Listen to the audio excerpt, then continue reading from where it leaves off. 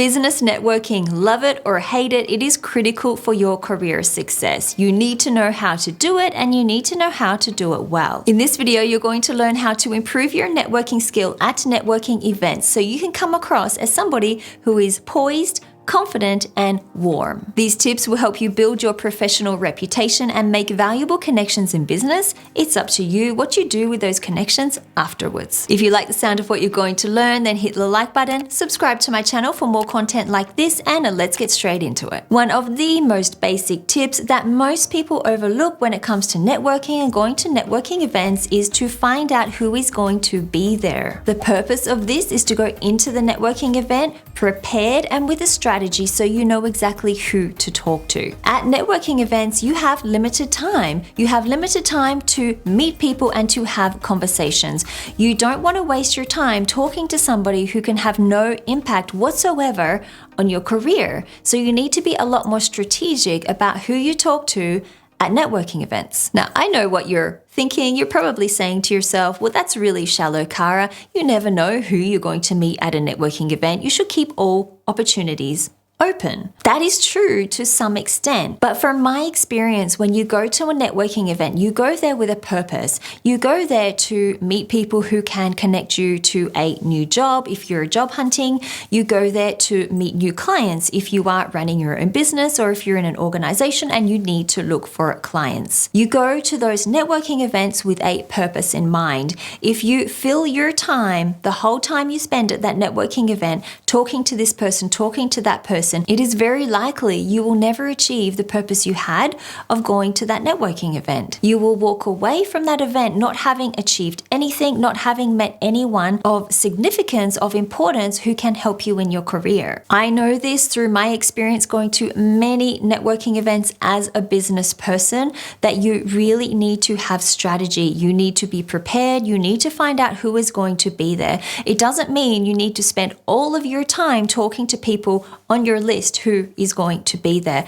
Leave some time to open yourself up to new opportunities if you want, but please do go with some type of preparation to at least meet 2, maybe 3 people who can help you in your career or help you achieve the goals that you want to achieve. Now, how do you find out who is going to be at the event? Well, a lot of the time, the events are posted on Eventbrite, on Facebook, or even on LinkedIn. They are posted on those platforms, and you can actually see on the event page who is interested in going or who is actually going to be attending those events. So take a look at the pages where those events are posted online.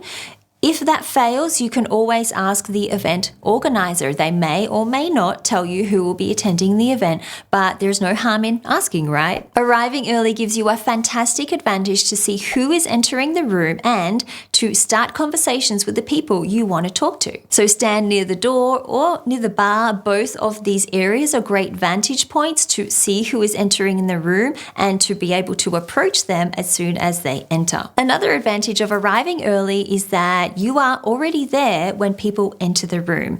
Now, when people enter the room, you have to understand that they usually go through a period of feeling a bit nervous, a bit stressed, a bit uncomfortable because they don't know who to talk to. They don't know what the first thing is that they should do when they enter the room. You have the advantage of being able to approach them, to start a conversation, to introduce yourself, to help them feel more comfortable and more relaxed at the event, which of course will help you give a good first impression and help that person to remember you more. If you are at a networking event looking for someone to talk to, looking to enter an already established conversation, you need to know the right way to do it. Sometimes groups will be very closed off. People will be standing very close together. It will be very difficult for you to enter that conversation and start to talk to someone. Other times, groups will be very open and there'll be lots of opportunity for you to enter the group and to enter the conversation as well. How can you tell the difference? How do you know which is an easy group to approach or a difficult group to approach? Well, you need to look at the body language of the people in the group. If they are standing close together, if there is not much space at all in between the people in the group, then that means they are very closed to anyone else entering the group. It's going to be very difficult for you to enter the group and to start talking to anyone in that conversation. I recommend you avoid those types of groups. On the other hand, if there is a group where people have gaps in between them, or if they're using very open body language, maybe they are not directly facing the other person, they're slightly angled away from the other person.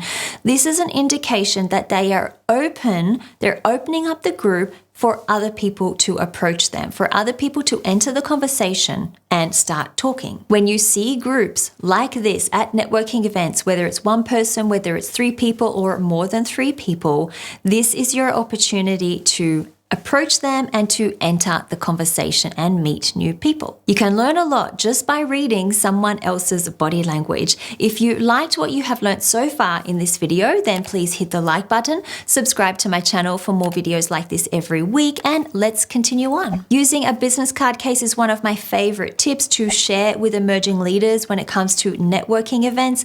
A business card case will absolutely make you look polished and professional like no one else does. If you're wondering what a business card case is, it is a small pouch where you store your own business cards and also the business cards of other people. This ensures that both your business cards and the other person's business cards remain neat, organized, and secure. A business card case is something I use religiously for every networking event or business function that I go to. I have been using a business card case ever since I was working in Japan. It is a tip that I picked up over there, and I absolutely love how it can really make you look a lot more polished, a lot more confident, and a lot more organized as well, which definitely helps you give a positive first impression when you meet people for the first time. There are so many different types of business card cases out there. It's really important you find one that matches both your personality and also your leadership brand.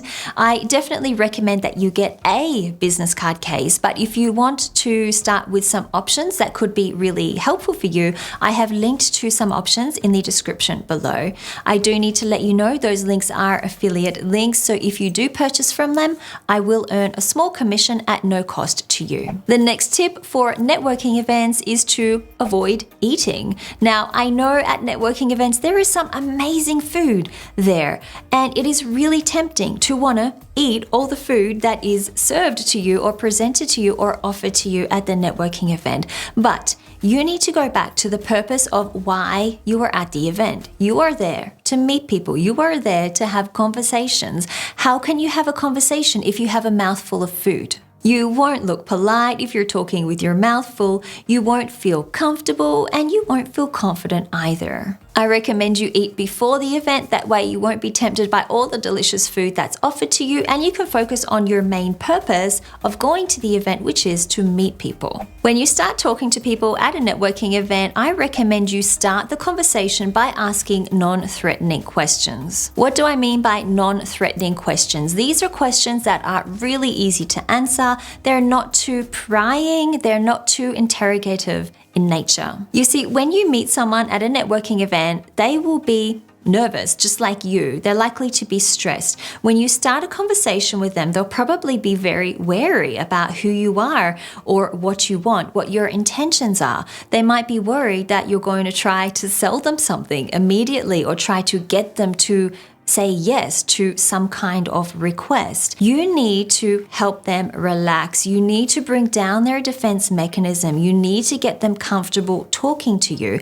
And you do this by asking non-threatening questions. Have you been to this event before? How did you find out about this event? And the dreaded question, what do you do? I know a lot of you are probably thinking that is so boring, it is so typical to be asked that question at a networking event, but it is extremely effective in getting the other person to talk to you and getting the other person to feel relaxed around you. Why? Because they expect you to ask them this kind of question. If you start to ask them questions out of left field, questions they don't expect, they will start to become cautious. They'll put up their defense mechanism. They won't be able to relax with you, and they probably won't want to continue the conversation with you either. How can you meet people who can help you in your career if you're not able to talk to them, if you're not able to have an in-depth conversation with them? So you need to find ways to bring down their natural defense mechanism, get them relaxed to get them to talk to you. And you do this by asking non-threatening questions. And the handshake you give conveys a lot about who you are as a professional. I've had bad handshakes. I'm sure you have had bad handshakes at some stage in your career as well.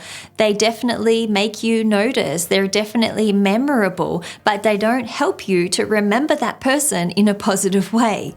You don't want people to have this reaction of you. You don't want people to think this of you, any less of you, because you gave a bad handshake. I want you to be able to connect with people. I want you to be able to get people to like you at networking events. This is how you can build a relationship with that person. Networking events are the first point of contact with someone. If they don't like you at their first point of contact, then you have no hope of developing a relationship with them. So it's really important that you give a positive impression and you give a good handshake, or the right handshake, to convey the right impression. There are many different types of handshakes. There is the dead fish handshake, where the other person has a slightly clammy hand and it feels a little moist.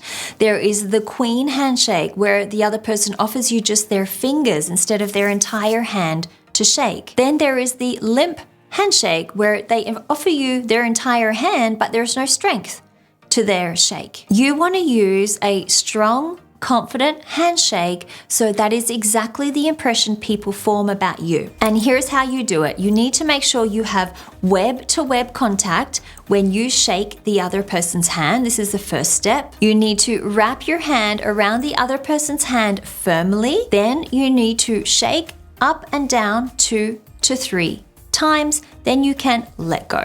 A handshake is generally the only physical contact you're going to have with someone at a networking event, so you really want to make it count. We haven't talked at all about body language, but body language is extremely important for networking events. It's extremely important to help you look more confident and look more poised and professional when you meet people. I do have a 2-part series on my channel about body language, which I will link to in the description below, or you can click on this video right here if you want to watch the first part of this 2-part series. Before you go, if you did like this video, hit the like button and subscribe to my channel for more content like this every week. Thank you so much for watching this video, and I will see you in the next one.